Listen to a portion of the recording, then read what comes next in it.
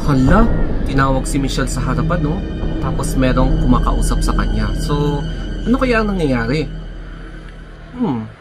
Grabe, biglang pinull out si Michelle D at pinapunta sa harapan after ng preliminary competition. So, bakit kaya siya pinapunta sa harapan? Nakakapagtaka, no? Kaya panoorin natin yung buong pangyayari.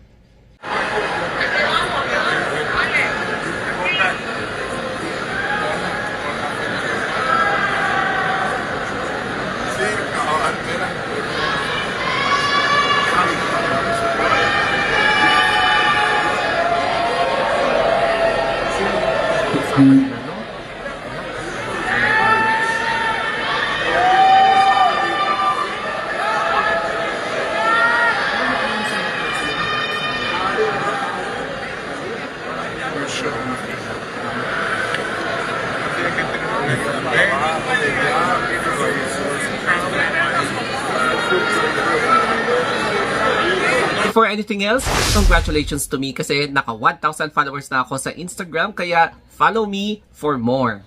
Yun pala, recipient siya ng Spirit of Carnival Award. So makikita nyo dyan, hindi lang pala si Philippines, no? Last year, or mga previous episodes, meron din silang binigyan ng award nito by isang cruise shipping line. Yan. So ang sabi dito is, na-select nila si Michelle D dahil the award is given to those who embody the company's values of fun, friendship, diversity, and inclusion. So, yun pala yung isang reason. Siyempre naman, nag-research tayo, no? So, eto. What is the Spirit of Carnival Award? So, ang sabi dito, this award is presented to individuals or entities demonstrating excellence, consistency, and longevity in the growth and development of Carnival in specific areas. So, pinipili nila yung mga candidate na umaayon doon sa principles, values, visions, missions, mga goal ng company na to, in which siguro doon nila nakitaan ng ganito similarities sa portfolio ni Michelle D. Baka nag-research din sila about kay Michelle D at nagustuhan nila yung mga pinopromote na advocacy tsaka background ni Michelle D. So, pumunta din ako sa kanilang website, no? And same din yung sinabi nila dito. Carnival Cruise Line added to the excitement at the 71st or mga annual Miss Universe Beauty Pageant.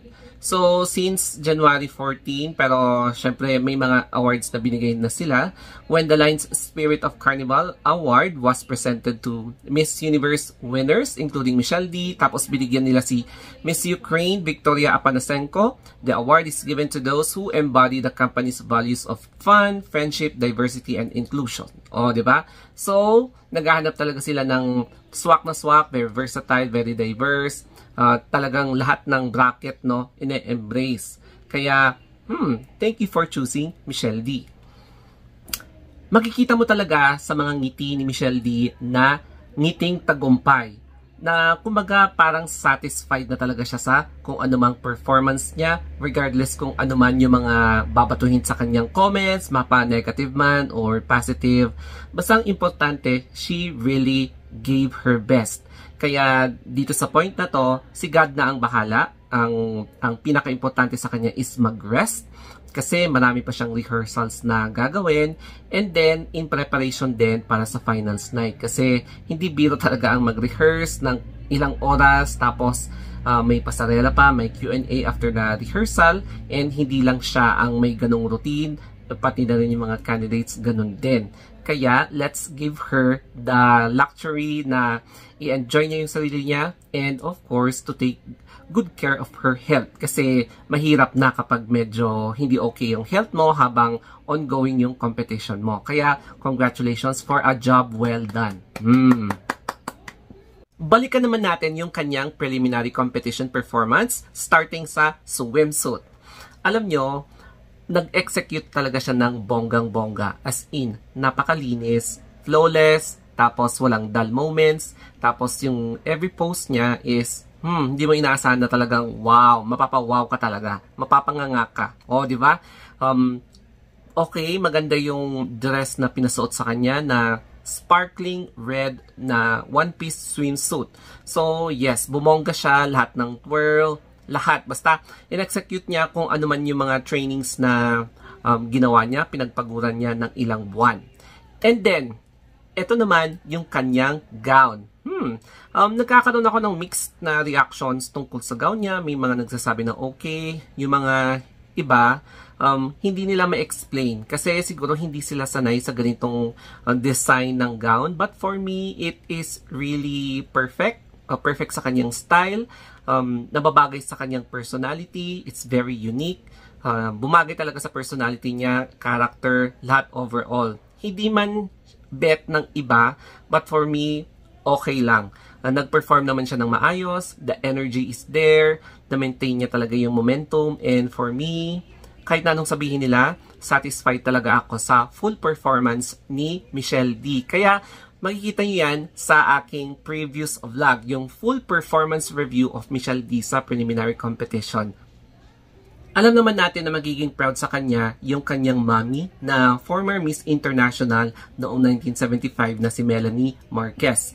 And of course, ang pinaka-first na Pilipina na si Winwin Marquez na nanalo bilang Reina Hispano-Americana. So I think siya yung first candidate from the Philippines na nanalo, o di ba? So naka-green silang lahat. Kaya the question is this a sign of something positive? And one last thing. Alam nyo ba na isa si Michelle D sa mga few candidates or representatives ng Miss Universe from the Philippines na chinita or merong oriental features? Kasi yung last was Janine Tugonon, tapos si Miriam Kiambao na puro mga Asian vixen, 'di ba? Mga chinita na talagang ipinaglaban nila ang watawat ng Pilipinas sa mga ibang lahi para sa Miss Universe. And hopefully, meron tayong place this year. But, I am not expecting too much kasi kapag you are expecting overly, masasaktan ka lang kapag yung result is iba. Kaya, masaya na ako kapag nakatuntong na si Michelle D sa top 20. As in, super happy na ako, kontento na ako, and wala na akong hihingin pa. Kaya, advice ko na lang para hindi kayo masaktan, don't over-expect. I almost forgot, pati rin pala si Maxine Medina. Tapos, pwede rin si Bianca Manalo, no? Okay? Kaya, the best na gagawin natin is mag-vote. Hindi pa naman tapos yung vote eh. Meron pang 24 hours. I'm not sure kung 24 hours pa or baka mag-extend pa. So, we still have the chance para matulungan natin si Michelle D para makapasok sa top 20 semi-finalists. Kasi malaking bagay ito para maibalik natin sa mapang Pilipinas sa semifinals round. So, magiging top 20 plus 1 final fan vote. Ayun. And then after nun, from 20, I'm not sure kung magkakaroon ng speech, but then, ikakat nila yon magiging 10, tapos 5-3. Yung 5-3, interview na yon. Interview kineme. And then, kung sino yung may pinakamagaling na sagot, yun ang mananalo. And then, siguro may cumulative yung sa tabulation ng scores doon. And, ayun na. Pipiliin na kung sino yung next na Miss Universe. Reminder nga pala na mag-ingat sa mga nakikiride on na scammers, lalo na at hindi pa tapos si Miss Universe na voting. Kasi may magsasend sa inyo na bibigyan ka daw nila ng pera via GCash. Tapos hindi daw nila alam kung paano mag-vote. Tapos legit voter daw sila, mga ganon. And then kapag bago mo daw i-withdraw yung binigay nilang pera, magbabayad ka daw ng OTP fee, processing fee. Tapos nagkamali daw sila sa pag-enter ng name mo. Kaya kailangan mo daw magbayad ulit. Mag-ingat kayo sa mga scammers talaga, as in. Kasi muntikan nila akong scam. Sinasabi ko sa inyo, promise. So anyway, sana nagustuhan nyo itong video ko na to. I hope na suportahan nyo pa rin ako even after Miss Universe kasi non-pageant na yung magiging topics natin. Not unless Miss World na, magiging pageant ulit tayo. Ayun. So, thank you so much and follow nyo ako sa mga social medias ko. Syempre, sana din may natutunan kayo sa mga vlogs ko. Hindi lang ito, kundi sa mga iba pang vlogs. You can check my other videos kung gusto nyo. And sana nakarelate kayo in real life. Okay? So, that's it guys. Another vlog mamaya kasi may nasagap akong chismis. Okay? So, thank you and be always positive.